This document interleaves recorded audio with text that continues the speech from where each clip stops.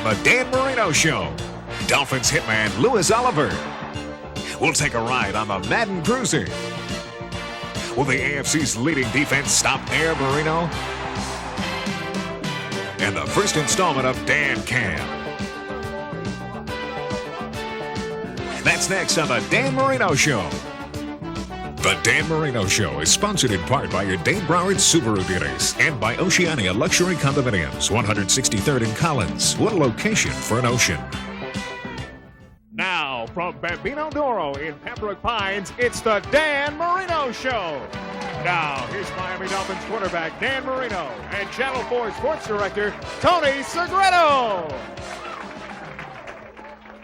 Hello again, everyone, and welcome to the Dan Marino Show, Year 2 here on Channel 4. You can see us every Sunday at noon in our new home, Bambino Doro, located in Pembroke Pines, just west of University on Pines Boulevard. Right, Danny? That's right, and my friend Frank Castagna, I'll tell you what, he's my main man, he's a great cook, and we're going to have a lot of fun out here. And I'll tell you what, we are taping here every Wednesday night before a live audience. We'd love to have you come join us. If you'd like to come, call Bambino Doro for your reservations, and Frankie can cook. The food is great. Unbelievable. And you might even get a chance to taste a little bit of my cooking too, which, you know, that's pretty good. It is not bad. I got to tell you what, I've tasted Dan's cooking. Haven't I? Anyway, and you know, we're going to have a few new wrinkles in the show this year, one of which we're going to have a spaghetti eating contest among the Dolphin players. I'll tell you, and that's going to be a lot of fun because there's some guys that can really put it away. What about you? You going to join in? I'll do it. I'll try. I'll All right. try. You know, this year, since 8 months ago, the Dolphins have been on quite a roller coaster. They ended the season last year the same way they started the season, with a loss. And let's take a look back at that roller coaster ride that started 8 months ago. On December 18th, the Dolphins' dismal 1988 season came to a close just as it started, with a loss, 30-24 to the Pittsburgh Steelers. Their 6-10 mark was the low point of a roller coaster ride, which started back up on February 25th with the signing of Plan B free agent linebacker E.J. Jr. The two-time Pro Bowler was left unprotected by the Phoenix Cardinals. The coaster continued to climb and reached a peak on Draft Day '89, a day in which the Dolphins got just what they were looking for, a powerful running back in Sammy Smith and a big safety in Louis Oliver. Sammy Smith can run 4.35, 4.4, and Oliver has been timed in 4.4. So we're adding a lot of speed to our football team.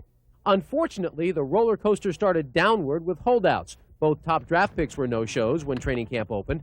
This coupled with the absence of John Offerdahl, Mark Clayton, and Mark Brown. Oliver's holdout lasted until August 9th when he signed a 4-year deal. His professional debut came the following week against the Bears, a less than stellar start. Oliver would rebound, though, highlighted by his blocked punt against the Redskins. But unfortunately, the optimism felt on draft day quickly evaporated as the preseason progressed, hitting rock bottom after a 35-21 loss to Washington. The Dolphins were 0-3, and the outlook was bleak. Although Miami finished with a loss to the Eagles last week, the defense finally came together and shut down the always evasive Randall Cunningham. Heading into week 1 of the season, the Dolphin roller coaster could be on the upswing. Well, there certainly is renewed optimism, despite the fact that you had an 0-4 preseason. As I said, we tape here every Wednesday night. And on the day of the taping, I've got to address this right off. You hurt your throwing elbow today. Oh, well, yeah, I just had a little bump on it, and I got some x-rays in practice. It was 16 perfect plays, they call it, and I got a little bump, and it's going to be fine. I'm just going to take tomorrow off and maybe even Friday, and then just throw a little bit Saturday. You will be okay. All Dolphin fans can rest assured. I'll play. You'll be there, okay. All right. You saw that piece. It has been a roller coaster ride. There are a number of players still out, including the top pick, Sammy Smith. Day of this taping, Clayton's out, Offerdahl out, Brown out. How has all this affected the team? Well, it can be very discouraging because of the fact that a lot of the guys that are holding out can be very important to our football team. But you just have to go with the people that are there and the people that work through camp. And you have to be positive and not worry about the fact that they're not going to be there, although it would help us if they were there. But like I said, you just go with the people that are there and you be positive and play as hard as you can. Seem to be finding out more and more through the league that the teams are using preseason to look at their young people, and they really aren't anymore worried about the record. Certainly Buffalo, case in point, 1-4. How did you feel about the preseason?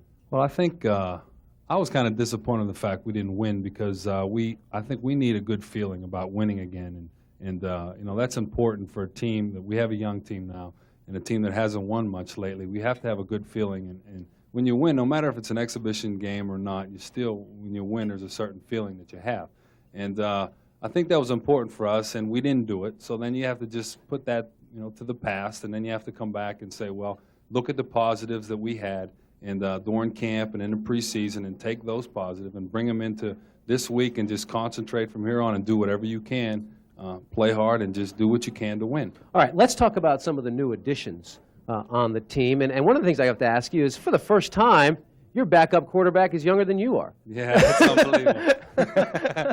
You realize that? You know what? I'm still young, too. I know. Well, yeah, Scott is, I'll tell you what, he was so excited this week that his basketball came in. I think he's more excited about that than the fact that he's the backup quarterback. But, you know, he has a strong arm, and he's got a knowledge of the offense because he went through a few weeks with David Schul, who's over at Dallas now, and he's with Dallas. And the offenses are going to be very similar. So he was able to, you know, pick it up quick here, and he has a strong arm. And I think with time, he's going to be a solid quarterback. All right, let's talk about the running game. Certainly that was the big push during the preseason. You added a new starter, Tom Brown, who you played with his brother at the University of Pittsburgh. Yes. And Tom is a guy who certainly is a study in perseverance, because he hadn't played in 2 years because of injuries, and now he finds himself a starter. Well, yeah, Tom is he's very excited about the fact that he's playing. He's going to have a chance to start. He's a tough guy, and he don't make a lot of mistakes. And the one thing that you know about Tom Brown is going to do is he's going to block guys, and he's going to put his head in there, and he's got a good feel for, you know, how to get guys open in the running game. And also he ran the ball pretty well against Philadelphia. Overall, how would you characterize the attitude of this team going into Sunday's game against the Bills? Well, I think the only attitude you can have is to be positive and have an upbeat attitude. That's the only way you can have it, and no matter what happened in preseason. And, you know, you talk about it all the time. You have to be positive no matter what happens. Put the things behind you. That's what you have to do, and you have to just go into this week and prepare yourself and do everything you can to be ready to play the best football game you can. All right, stay with us. Coming up on the Dan Marino Show, we are going to introduce you to #1 draft pick, that hard-hitting safety from the University of Florida, Louis Oliver.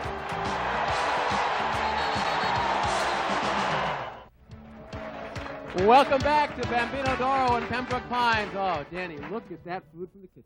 Yeah, well, Tony, we don't have a chance to eat it, but I know everybody's enjoying herself here. I tell you what, this is probably the toughest part about doing the show here. That is, we have to watch all this Well, food maybe later on we can have a little bit. You think? Yeah.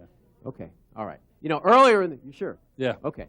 Earlier in the show, we told you about Louis Oliver, and certainly he's made a big impact already on the defense, and he's joining his buddy in that secondary who he played with at the University of Florida, and Jarvis Williams. That's right, and we want to introduce the new hit man for the Miami Dolphins defense, Louis Oliver.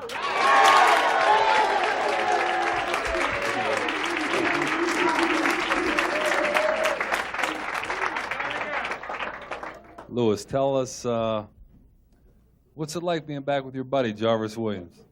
Well, it's a great opportunity for me to hook up with Jarvis again and hopefully play the type of ball we played at the University of Florida. So, you know, he's been helping me out a great deal since I've been here, and he's been a true friend for me. So I'm real glad to be back with him, and hopefully we can terrorize some quarterbacks and receivers like we did at Florida. All right, I got to ask you a question. You know, when you were a Gator, these fans here didn't like you very much. They love you now. You're finding yourself accepted here, even by Hurricane fans now, right? Oh, yeah, I think the fans have been great to me. I've gotten a lot of support from the fans, and, you know, just coming out here and being with the Dolphins, I'm sure they're glad that I'm here, and I'm glad to be here. So we're all working for one cause, and that's to get the Miami Dolphins back into the Super Bowl. That's right. Look, well, let's get down to some serious questions here. Tell us a little bit about what the Dolphin defense is going to do to stop the Buffalo offense and Jim Kelly. The first thing we got to do is stop Kelly, because he's the key to their offense. And if we can control Kelly, I think we got a good chance of winning the ball game. We got to stop him on 1st and 10, stop their running attack and force them into deep passing situations so we can put a lot of pressure on them and hopefully shut down their passing attack. As you said, 1st and 10 is key. You want to put them in 2nd and 8 situations so that you can get them in the passing game. You know, I read an interesting statistic, and I'd like you to comment on it, that last year's defense, the Dolphins' defense, was on the field longer than any other team in the NFL. They averaged 33 minutes a game on the field, which leads you to believe that the other teams control the ball on them. I think, you know, running the ball on our defense has a lot with us doing being on the field for a long period of time. And going through this preseason, I felt like we were on the field a long period of time. But we got to go out there, control teams, control their running attack, force them to throw the ball in a lot of situations. And I think we can get on the sideline and rest and put Danny and the rest of the guys on the field. Well, Lewis, hopefully we can help you out a little bit offensively and keep you off the field. But I think the one thing about the Buffalo offense is the fact they had some big guy named Larry Kinnebrew now. He'd do great here because he'd probably eat everything in the place because he probably weighs about 280 and he's just a big load. I mean, you know, I know that, you know, I think the key is they have a ball control offense, so you're going to have to stop him. Oh, definitely. We may even bring you off the sideline to tackle him a couple of times. I can hit, too. He's a big guy, and he's a very important key to their running attack. So we got to really try to game tackle those guys, get 11 guys on the ball, and hopefully we can shut down their running attack. All right, you know, fans see you in the uniforms. They see you here now. You guys are like bigger than life. Right? This is going to be your first regular season game. This is when it counts. Now admit it to us. You going to be a little nervous? Well, I'm nervous now. But I think all the butterflies are going to go away once I step on the field. And, you know, once I get out there, everything just starts flowing naturally to me. So I'm nervous now, but I think all that's going to go away by the time Sunday gets here. What's been the biggest adjustment for you? The biggest adjustment for me has been the mental preparation for the games and stuff like that. I didn't think it would be so difficult coming out of college, but it's been a real big strain on me, especially the mental aspect of the ball game, having to do so much as a free safety, make the checks, putting guys in the right situation, making sure where everybody has to be. So that's been the toughest part for me. Well, good luck. Well, we'll do well. We'll do well. Oh, we better. All right. Thanks for joining us. Thanks for joining us. Okay, when we come back, well, you can stay there just for a minute. A rookie, you know? When we come back, we are going to cruise Dolphin training camp with the Madden Cruiser as the Dan Marino Show continues.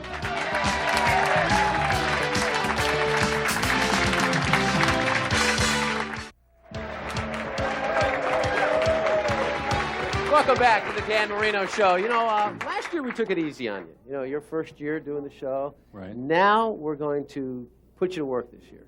We're going to make you a reporter. We're going to put you on the other side of the microphone, okay? Well, I think I'll do okay. And, you know, and this week, this past week, I even had a chance because someone cruised in the Dolphin camp, and that was the former Raider coach, John Madden, and he was on his own personal bus. And I had a chance to interview him. John, what do you think the chances of the Dolphins are this year? Last year we had a difficult year, 6-10, but everybody's positive down here. What do you think your personal opinion of the Dolphins is? I think it's all up to you. No, I'll tell you, it's tough after a bad year coming back. But the one thing I think where you have an advantage is a division. I think that it's not one of those things where there's a real dominant team. And if you had to pick the dominant team, maybe it's Buffalo, and you're going to find that out right off the bat. Preparing for your broadcast, do you do that on your bus? Do you spend time? Can you tell us how you prepare? Well, what I do is because I don't fly. I started off. I haven't flown since 1979, and I developed claustrophobia, and so I started taking the train, and then that got to be tough. So now I have the bus, which is really the way to go, and the bus is completely self-contained. So, you know, we can eat here, sleep here, shower, bathroom, bedroom, everything. So we can go right on through. And then I have everything. I mean, I have the tape machine. I have a 1/2-inch, 3/4-inch tape machines. So what I do on the bus is I do all the reading and studying, and then I get tapes of the last game. Any idea how many hours you spend on the road per year? Has anybody kept any statistics like that? Probably more hours on the road than I spend anyplace else. I mean, this is more than a bus. This is my home too. And when I'm on the road, I stay out. Like, you know, you always live wherever you are, is the way that I feel. I've never been one to feel that I have to be any one place to be home. So if I'm driving, then this is my home. Do you ever have any desires to still coach again? No. None at all? Those went out the window a long time ago. In fact, I was talking to your coach today about how amazing it is and how he can stay in it. I mean, he says he still enjoys it, but of all the coaches in football, there's no man that I have more respect for. And that was when I was coaching too. I always said that, you know, Don Shula was the best coach and the best guy, and I still feel that way. And I was able to do it 10 years. And after 10 years, I just didn't have any more. I just couldn't do it. John, I have my own show, and I'm trying to get good at this kind of thing. Can you give me any tips about broadcasting? Just keep doing it the way you do it. Just be yourself. That's the thing, I think, that gets more people in trouble in broadcasting. And I don't mean to say I have any answers. I really don't. But as I watch people, it's where they're not being themselves. They try and be someone else. You know, they're going to be a hairdo or something. And I think you just have to, you know, whatever you are who you are, and you just let it go. Just don't worry about the horse being blind. Just load the wagon. Don't worry about the horse being blind. Just load the wagon. I can't figure that one out. Now, I know you were taken by that. Are we going to be looking for a Marino cruiser? No. Well, maybe if I get a chance to produce and direct my own things and be on national television, maybe as an announcer, I'll get my own.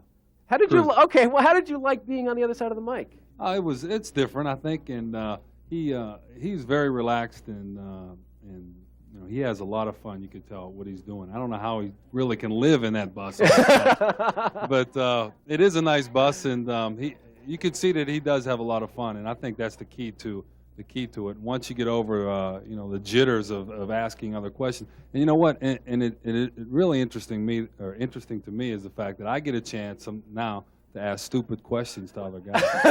Well, they're not all stupid. Well, you see, now you joined the club, right? All right, now, we told you earlier that there are going to be some new wrinkles in the Dan Marino Show, and I understand that you are also going to be a producer and a director.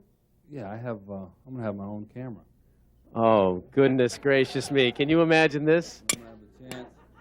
I'm going to have a chance to film you. Oh, goodness. And everybody else. And you're going to get a chance to do some behind-the-scenes stuff for us. Oh, well, we'll see. Maybe we'll see how it goes. Maybe see you playing golf with Jensen or, you know, some maybe old buddies. that's a possibility. Yes, it is. All right. We'll see how it goes. Why don't you try shooting some of the audience? And while Dan is taking some shots shoot here. the food. Okay, shoot the food. While Dan is taking his shots of the food in the audience, we will take a break and be right back to conclude the Dan Marino Show here at Bambino Doro.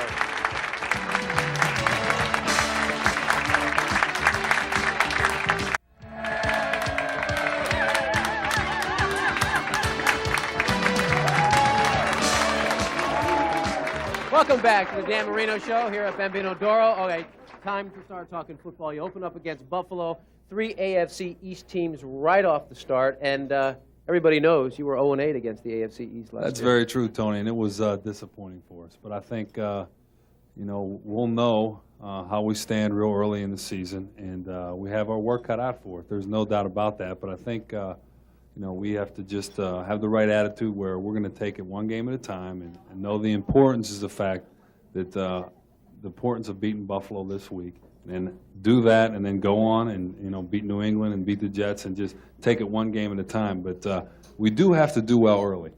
Okay, let's talk about Buffalo. Since you said we're going to take one game at a time, we'll talk about that opener. Here's a team you haven't beaten in 2 years.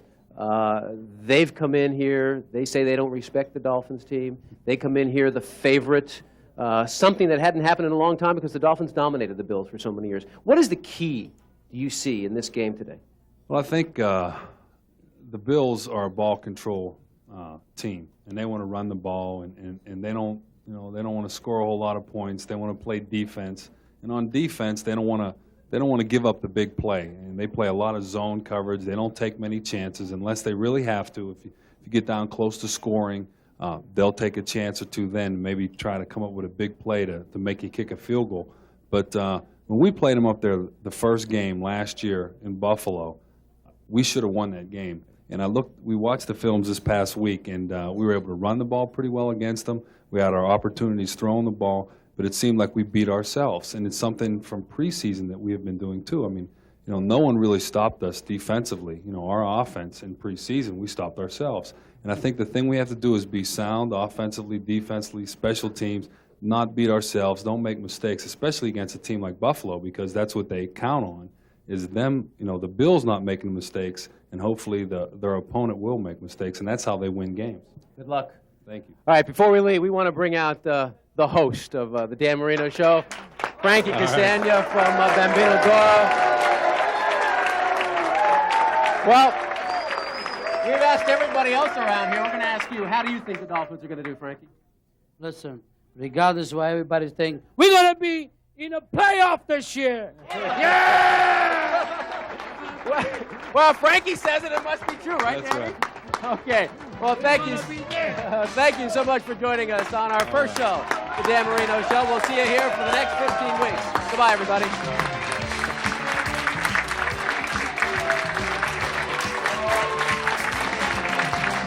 The Dan Marino Show is sponsored in part by your Dane Broward Subaru dealers and by Oceania Luxury Condominiums, 163rd and Collins. What a location for an ocean.